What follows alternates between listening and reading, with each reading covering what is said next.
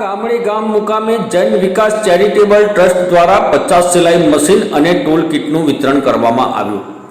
મહિલાઓ સ્વાવલંબી બને અને પોતાના પગ પર થાય એ હેતુસર જન વિકાસ ચેરિટેબલ ટ્રસ્ટ અમદાવાદ દ્વારા 50 ટોલ કિટ એપ્લિકનું વિતરણ કરવામાં આવ્યું। સાંસદ શ્રી મિતેશભાઈ પટેલ, ગામડે ગામના સરપંચ, ઉપસરપંચ ઇસ્માઇલભાઈ વોરા, પ્રમુખ રાકેશભાઈ વાઘેલા, હેન્ડીક્રાફ્ટના અધિકારીશ્રીઓ તેમજ ગામના મહાનુભાવો ઉપસ્થિત રહ્યા હતા।